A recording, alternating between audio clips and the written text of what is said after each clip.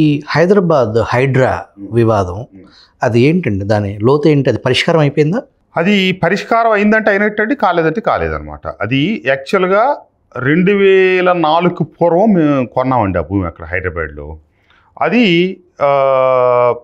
హఫీజ్పేటలో ఉంది, survey number 79. అది మొత్తం నేను నా మిత్రులు కలిపి కొనున్నాం. 2004 ఎన్నికలకు ముందే చంద్రబాబు నాయుడు గారు ఒక కమిటీ వేశారు.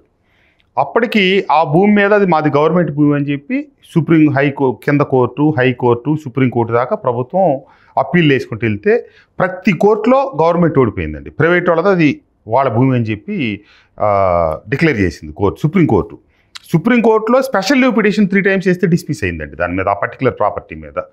అప్పుడు చంద్రబాబు నాయుడు గారి ప్రభుత్వం 2004 ఎన్నికలకు ముందు ఒక అత్యున్నత స్థాయి కమిటీ వేసింది. Principal secretary revenue, CCLA chief secretary వేసి దీంట్లో మనకున్న లీగల్ ఆప్షన్స్ ఏంటి, ఇది మనం ఫైట్ చేయొచ్చా, ఇక దీని ఇంతటితో వదిలేద్దామంటే ఆ కమిటీ ఇచ్చిన రికమెండేషన్ ఏంటంటే ఇక దీంట్లో మనకు ఉన్నటువంటి లీగల్ ఆప్షన్స్ ఏమి లేవు, ఇది ప్రైవేట్ వాళ్ళకి ఇచ్చేయండి అంటే అప్పుడు గవర్నమెంట్ ఒక క్లియర్ ఇన్స్ట్రక్షన్ ఇచ్చింది CCLAకి.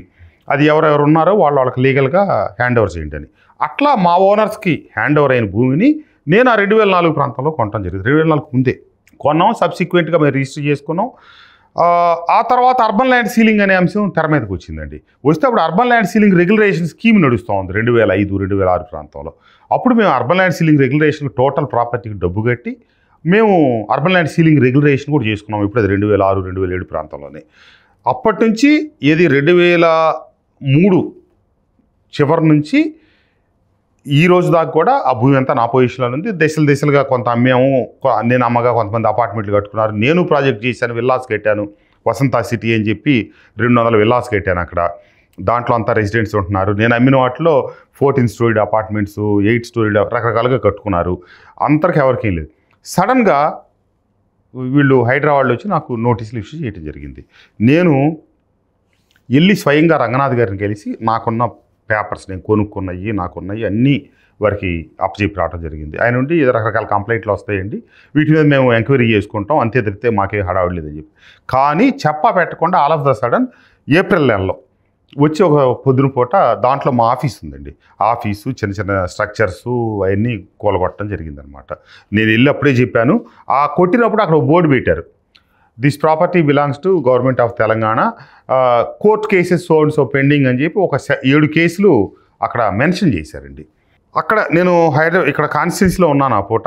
అది అక్కడ డిస్ట్రక్షన్ అంతా జరుగుతుందని తెలిసి ఆ రోజు ఉదయం కూడా నా కాన్స్టిట్యున్సీలో మైలవరంలో ప్రోగ్రామ్స్ ఉన్నాయి. అయినా వాటికి వెళ్ళి, ఎందుకంటే అక్కడ కార్యక్రమం తెల్లవారుజామున 5:30కి మొదలెట్టారండి. నేను మార్నింగ్ 8కి మైలవరం వెళ్ళి అప్ టు 9:30 వరకు మైలవరంలో ప్రోగ్రామ్స్ చూసుకొని అప్పుడు బయలుదేరి అక్కడికి వెళ్ళాను అనమాట. వెళ్ళిగానే నేను డైరెక్ట్ మైలవరం నుంచి సైట్లోకి వెళ్తే ఇక్కడ అంతా డిస్మాంట్లింగ్ అంతా జరుగుతూనే ఉంది, మీడియా అంతా కూడా ఉన్నారు. అక్కడే చెప్పేది పెట్టిన బోర్డు దొంగ బోర్డు.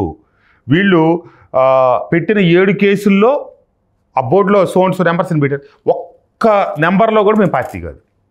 7 కేసుల్లో మేము పార్టీ కాదు, మా సంబంధమే లేదు.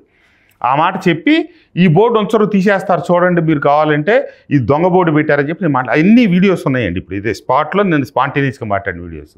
తర్వాత నెక్స్ట్ డే మేము కోర్టులో కేసు ఫైల్ చేసాము. వాళ్ళని ఎఫిడవిట్ ఫైల్ చేయమన్నారు, వాళ్ళు ఏం ఫైల్ చేయలేదు. నాట్ టు ఇంటర్ఫియర్ అనే ఆర్డర్స్ ఇచ్చారు. ఎవరికి? హైడ్రాకి ఎగనెస్ట్లో మాకు పొజిషన్ హ్యాండ్ ఓవర్ చేశారు. మేము మళ్ళీ టోటల్గా బౌండరీ అంతా కన్స్ట్రక్ట్ చేసుకున్నాం, మా పొజిషన్లోనే ఉంది. ఆ రోజు ఏప్రిల్లో మేము కోర్టులో కేసు వేసి రోజు నుంచి ఈ రోజు వరకు ఒక చిన్న కాగితం కూడా తీసుకొచ్చి కోర్టులో సబ్మిట్ చేయలేదు, ఒక చిన్న మొక్క కూడా ఇలా. మా పొజిషన్ మా దగ్గరే ఉంది. ఆ రోజంతా అల్లరి గొడవ. ఈ రాజకీయ నాయకులు ఎవడేది వాడుకోవాలో తెలుసుకుంటే వాళ్ళు మాట్లాడారు.